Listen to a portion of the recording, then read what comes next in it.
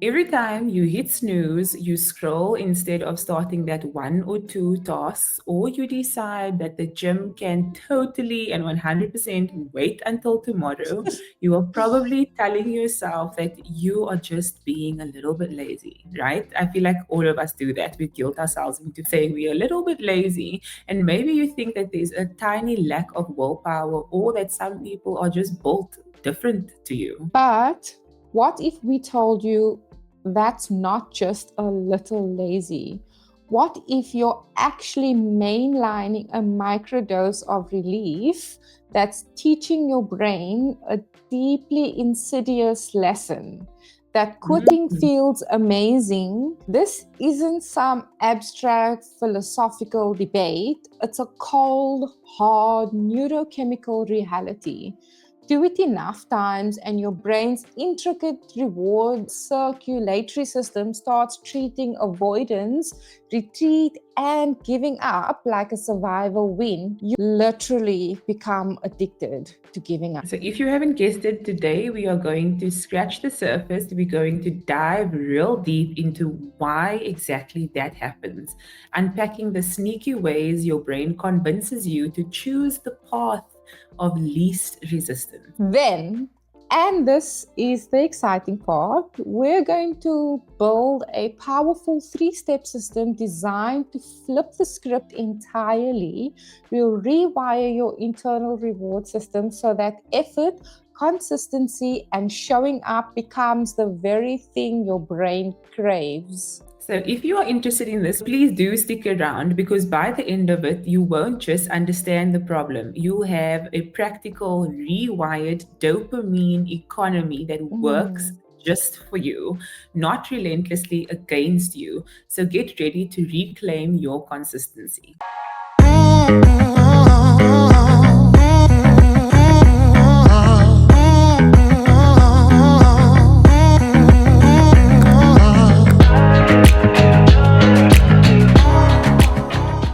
So, why does our brain love quitting so much? Okay, let's talk about dopamine. This isn't just some buzzword that floats around and is there. It's a central player in your motivation and your habit formation, actually. So, dopamine is almost always described as the pleasure chemical. And while it is involved in pleasure, that's only half of the story, actually. And frankly, it's the less important half when we are talking about consistency. Yeah. Dopamine's real superpower isn't liking something, it's wanting it. It's the Mm. engine of motivation, the fuel of seeking. It floods your system during anticipation, during the pursuit of a reward, not necessarily during the reward itself.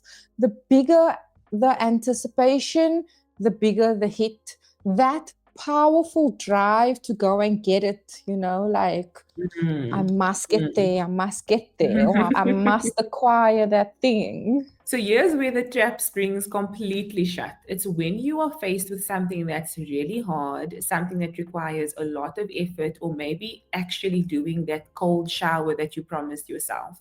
The blank page for your novel, basically, or the daunting task of opening your budget spreadsheet, your brain almost immediately predicts the effort that is followed by this. Like Zoe and I were just talking about when you open your email, it's a trap. You know it's a trap when you open your email, especially if you've been skipping it for a day or two. You like, you know that you're at least going to be spending 2 or 3 hours reading and responding to emails. And it's that discomfort and that feeling that is like a possibility of failure. That prediction creates tension and a low grade of stress. So we run for the hills instead of tackling it because all these alarms are going off, you know? Yeah. And what's the quickest way to kill that tension?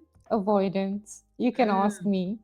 Avoidance, retreat, You are and not guess alone. what? So I had to tell my German client because she was communicating with me via email mostly. I had to say to her, listen, can you send me a WhatsApp instead, please? Because I could go days without replying to emails, which is not the great. Unless it's urgent, when it's urgent, I reply immediately. But for the most part, if it's just like questions, send me a Mm, WhatsApp. I'll definitely get back to you. So I know yeah. about the avoidance part. So avoidance, retreat, and quitting. And guess what?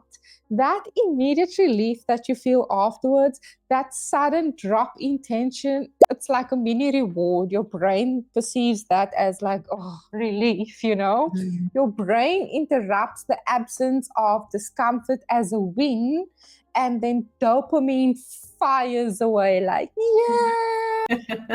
And we love that feeling because over a couple of days, over a couple of weeks, or even a couple of months, you've inadvertently paired avoidance with a feel good rush so many times that the neural path for quitting and feeling better is basically a super highway in your brain. So, we're talking about real physical changes in your brain wiring. And this isn't just a character flaw, it's a neurochemical habit and a deeply ingrained pattern that we created over time without even realizing. Oh, poor willpower, bless its heart. Never really stood a chance against the kind of sophisticated, deeply wired reward system that we have in our brains. It's like bringing a spoon to a gunfight. You're fighting your own biology. It's not going to I work. literally just pictured me with a spoon while I'm faced with guns. Like, can you imagine? Like, and we think about a quick metaphor. Imagine a slot machine for those of you who have been to gamble or whatever. It isn't just any slot machine. This one pays you $5 every time you walk away without pulling the lever.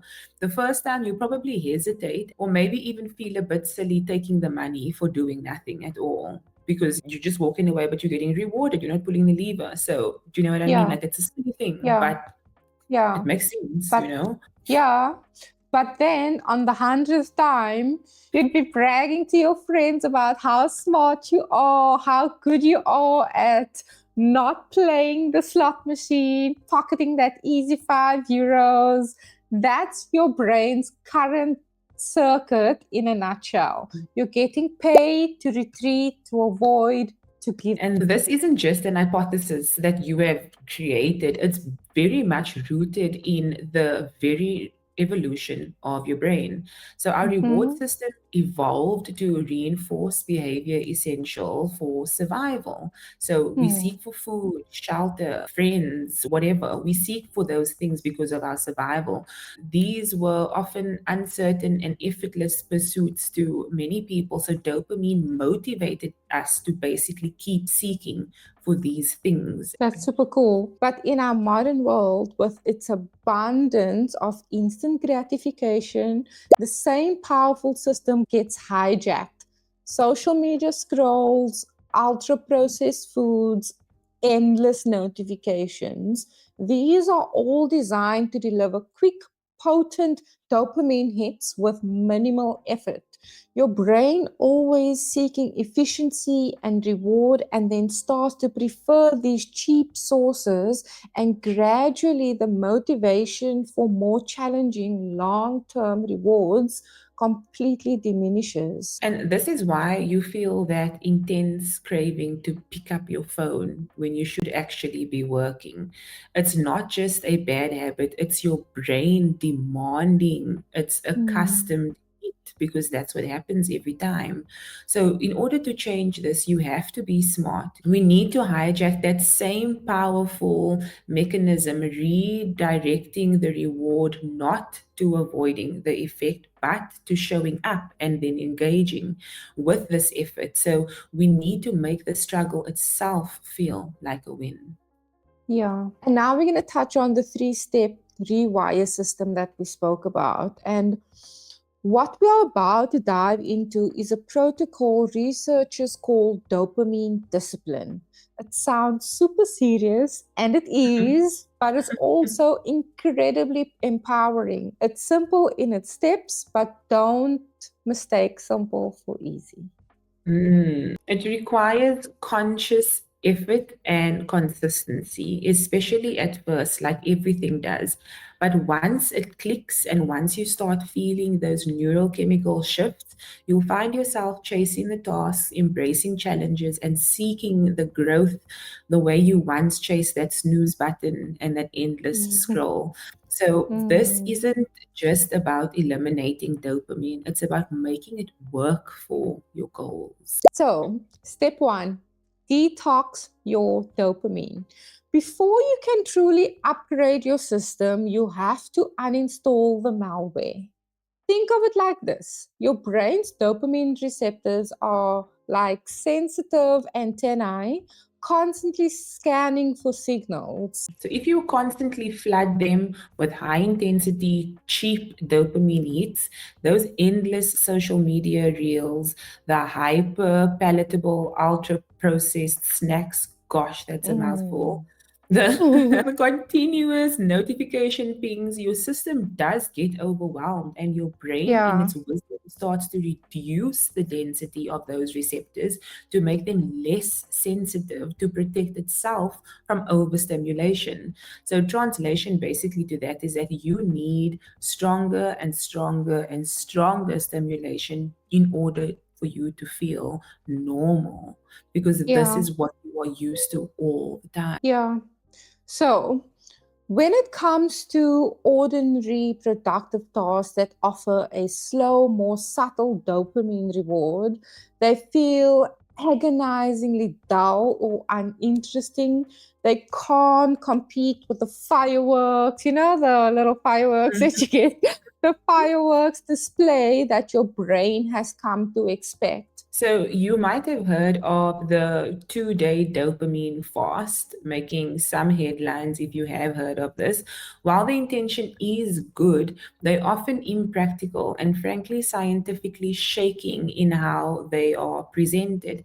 So, you can't literally fast from dopamine. It's essential for your basic brain function. Your brain needs this in order to survive. Yeah, and the real detox isn't about deprivation. It's about lowering the noise daily, resetting your baseline sensitivity gently and sustainably. It's about giving your dopamine receptors a much needed break so they can become sensitive again to the smaller, healthier rewards. And here are some tactics for your daily detox if you are wanting to do this. So, first, pick a cheap source and delay it by 30 minutes after waking. So, this could be like not picking up your phone. That's cheap enough. This is a deceptively powerful move. So, for millions of people, the initial morning scroll sets the tone Yeah. for a reactive dopamine draining day. And by Mm. simply delaying this, you create a small win to start your day productively. And I know that this seems like something so silly, but if you actually try this for 1 or 2 days to not check your phone first thing in the morning, and I'm not saying don't check your WhatsApp, because after a night's sleep, we're going to want to check our WhatsApp. Is everybody okay? Yeah. Did anyone need me in the middle of the night? Is Yeah. everything good? Okay, now I've checked that, so now I put my phone down and I do Yeah. what I need to do for the morning, which Yeah. I would suggest is first thing is getting out of the bed and making the bed. And Yeah. then then you do your other stuff, because it's really a trap. And once you do that for 1 or 2 days, you will actually see how the rest of your day will just flow. You will be so productive throughout the day. So this is definitely a cheap one. Cheap. You can do it. You can. Chip, that's so true. I was going to actually say I can't not check my phone in the morning because when you wake up at 5:30 to go and see your client, this has happened to me. I left the house before without checking, and then my client messaged to say, sorry guys. My client messaged to say, sorry, I'm not going to make it today. And then I only checked my phone when I was in my studio. And it was like 20 past 6. I was like, shit, I could have stayed at home. But This has happened so, to us so yeah, many, those early yeah, morning cancellations. so many So times. definitely still check your WhatsApp. Yeah, for And sure. then, second, we're going to talk about replace but don't restrict. As humans, we aren't great at pure restriction. Our brains rebel, right? Instead of just saying no to the morning scroll, swap it out for something else. A 10-minute walk outside, which is not practical for everybody, but an example. Listening to a podcast or stretching. Light physical activity raises your dopamine in a slow, sustainable curve. I was saying to my mom, I was like, Mom, you just have to stretch for 5 minutes in the morning and you'll feel so much better. Mm. So, yeah, just do a couple of stretches. It doesn't have to be something heavy or something that Yeah. feels like a task, something so slow, even if it's making a cup of tea in the morning the way you like it, that requires extra 5 minutes. Because trust me, Mm-hmm. you're going to spend a lot more than 5 minutes when you're scrolling. And the third thing is to create friction for your phone at night. So this one is basically a non-negotiable. So you keep your phone out of arm's reach. This is gold, to keep your phone out of arm's reach, because if you think about it and your phone is on your nightstand in your room, you can turn over, stick your arm out, grab your phone and just roll back the other way, unlock it. It's so effortless because we have facial recognition now. So you literally just swipe it and your phone's unlocked. You don't Yeah. have to anything. You can stay comfortable in that position with your arm tucked under you. Keep your phone out of arm's reach when you are sleeping, and maybe even better in another room in the passage where it's not there right next to your bed. And that extra friction having to get out of bed to go and get your phone, then to come back in. This is the thing that is going to make a massive difference in your brain science, basically. So try and make it a little bit difficult. It's not easy accessible. Yeah, yeah. And then finally, practice mindful engagement with digital tools. It's not about abandoning technology, but using it with intention. Turn off non essential notifications. You don't need the notification from Nike or Adidas to say we've updated our store or something. That's nonsense. Turn it off, especially us, Danae. Schedule specific times for social media. When you do engage, do it mindfully. Ask yourself, am I getting value from this or am I just chasing a hit? I myself was chasing a hit last night. I don't really post on TikTok, but I find myself lately spending too much time on TikTok where I never used to do that before. Everyone who knows I was mostly on Instagram. And now that I've starting to integrate TikTok a bit more into my social media plan and strategy, I'm consuming so much TikTok. Last night I closed my phone at 11:15, and that's late for me. Mm. Usually 9:30, then that's my social media limit. And then I said to myself, I was like, no, what the hell, Zoe, get off your phone, go to bed. So you actually need to set like boundaries for yourself Yes. because it's so easy to fall down a rabbit hole. And me currently picking up bad habits, I can't allow that to happen right now. It really is very easy. And this is exactly why you need to reward the effort and not the outcome. Because Yeah. if we think about it, we talk about dopamine spiking hardest during your anticipation, and it's the wanting system. If Mm. the only celebration happens after that perfect result, your brain logs all the effort leading up to it as part of pain.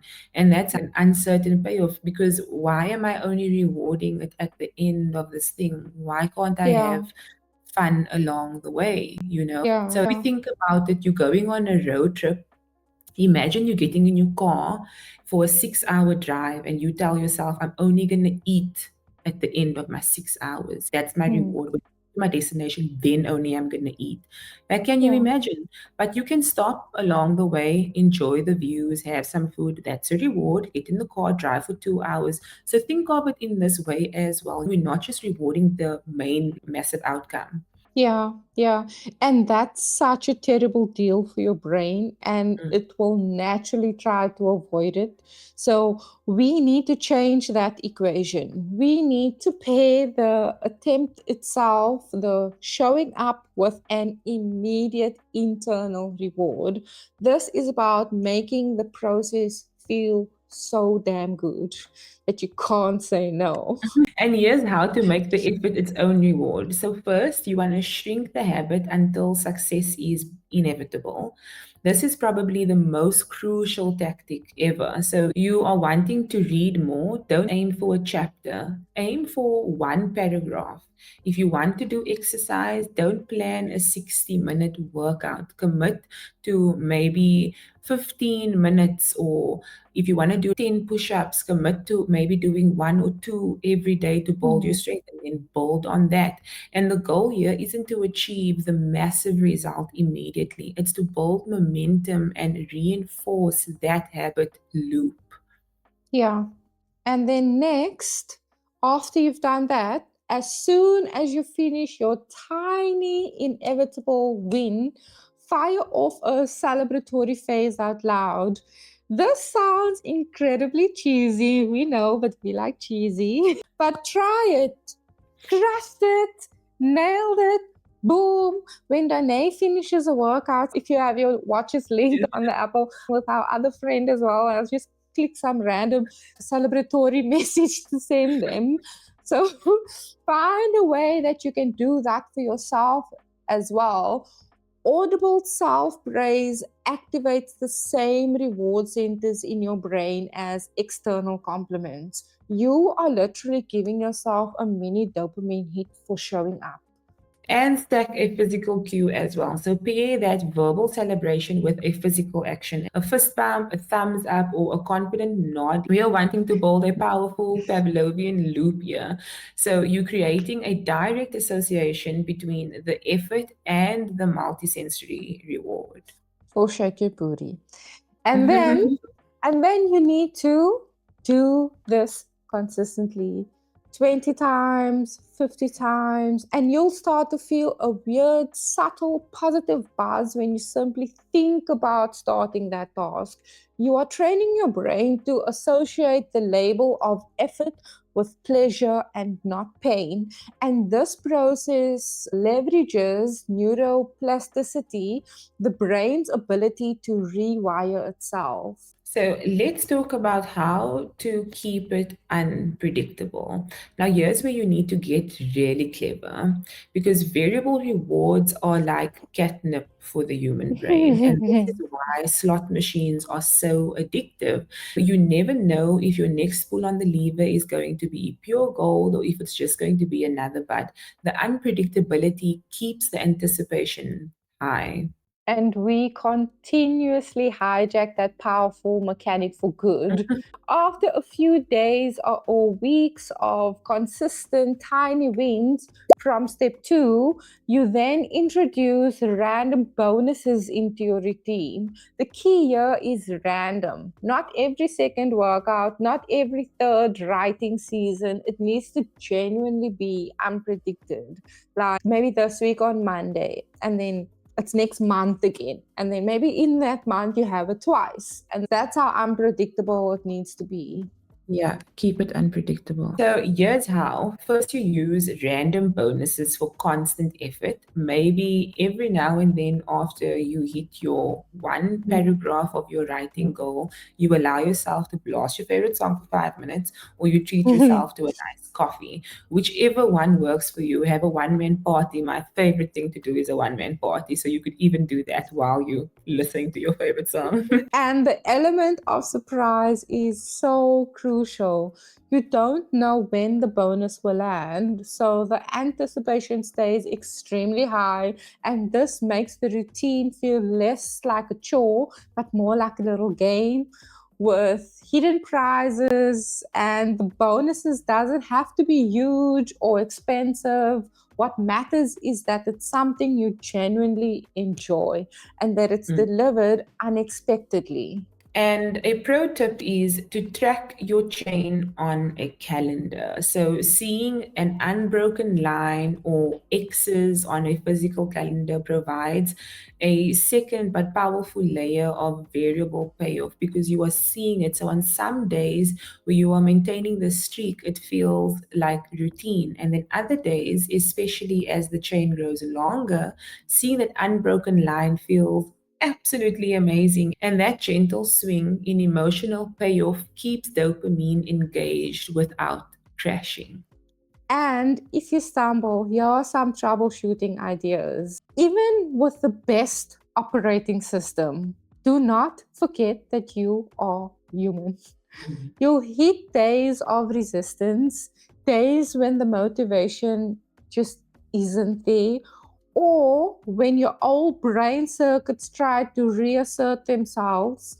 And this is not failure, it's part of the rewiring process. The trick is knowing how to ride these days out without derailing your entire system. Yeah. And stress is the biggest quit trigger. So, when you are stressed, your brain defaults to comfort. So, on those days, have an absolute minimum version of your habit. So, Hmm. 2 push ups, one deep work minute, a single sentence in your journal. The goal here isn't to achieve peak performance, it's to maintain the identity. You are the person who exercises, who writes, even on the hardest days. That's so true. And Mhm. this is why, when a lot of times our clients also cancel, let's say they cancel because they're not feeling strong today or they're not in the mood, we say it's still calm, we can do some cardio and Mm, stretching because we want them to still come to the gym, to still maintain that habit, to still come and do some movement because mm, that's more important than us getting them to get a new PB. yeah, Especially if you knew, it's more important that you build consistent habits, even if you're just there lying on the mat, stretching, doing the same stretch for the last 2 minutes. mm, That's way more important to create that new identity. And yeah. then also, never negotiate in that moment. Like, this is a critical psychological hack. Your morning self, tired and overwhelmed, is a master negotiator. Have you ever woken up tired and then all of a sudden you're feeling sick? All of a You, sudden yeah, you have a cough and a something headache, and wrong. so I I'm not feel like having, I don't think, yeah, I don't think I'm gonna have a good day today. I'm gonna call in sick. You know, mm, this is that master negotiator that's at its best in the morning. It will find 1,000 perfectly rational reasons to skip or to not do something. So decide your absolute minimum, your non negotiable floor the night before already. Write it down. When morning comes, there's no debate. The decision has already been made by the clearer head night you. You know, a lot of people always says they try to get their lives together in the middle of the night, because in the middle of the night you're so determined, you're so motivated. yeah. So that is the time when you need to give yourself a pep talk. Danae mentioned this a couple of weeks about how your nighttime routine affects your next day. And this is one example of that. The night Mm, before, you give yourself a little pep talk, think about what the type of workout you're going to do tomorrow, which muscles you're going to exercise, how you're possibly going to warm up, how you're going to start, so that when that feeling comes in the morning, you already like, no, but I already prepped all the stuff for mm, myself. So I'm not going to chicken out, you know, it gets harder to yeah. chicken out. Yeah, exactly. And if you do miss a day, restart at half the old size because this happens. Don't let that all or nothing trap get you. So if you were squatting 30 kg and you want to drop down to 10 kg, and it might feel like it's a massive insult to your ego, like how dare she take this weight down? We are strong. We can squat 30 kg, you know? It keeps the neural groove greased and maintain some momentum as well. The goal is always to get back on track, but never to punish yourself. Yeah. So let's put all of this together. Let's run through real world scenarios to see how all of this can click into place. So, say your goal, for example, is to journal every morning. My goal is to journal every morning because I actually quite literally did tell myself that I'm not even going to open Instagram in the morning. I'm going to reach for my journal and my Bible instead. So that's what I'm doing every morning. So this is the goal. So let's take Donaé's example of journaling. Your first step would be detox, like we mentioned. You implement step 1. Your phone stays in the kitchen overnight. No morning scroll. You replace that urge with 5 minutes of mindful breathing, perhaps. And the next, reward and effort. So for step 2, you shrink the habit. Your goal is writing a single sentence. I had a good night's rest. As soon as that period hits the page, you close your journal, you look up and you say out loud, crushed it, smash that, whatever you decide, with a fist bump. And then you add a variable upgrade for step 3. So you have been consistent for a couple of weeks now, and you are tracking your progress with X's on your wall calendar. Randomly, maybe every fourth or fifth day after your single sentence, you treat yourself to a new coffee shop or a new coffee, or on the way to work, you are listening to this podcast that you told yourself, if I finish this, I'm going to listen to this podcast because Donaé and Zoe, they got me. So I'm going to listen to the new episode. That's your reward. You don't know when that bonus is going to land, which keeps the anticipation again, keeps it high. Yeah, and then 3 months later, that journal, it isn't just full, it's a testament to a rewired brain. More importantly, your brain now associates opening a book or opening your notebook and picking up a pen with a hit of anticipation, not dread anymore. You've completely now transformed something that was a chore into a craving. And you can apply this exact same skeleton, this 3-step dopamine discipline to literally anything you want to be consistent with. Learning to code, going for a run, practicing meditation, even tackling a complex work project, whatever the case may be, you can apply this to exactly anything. Yeah.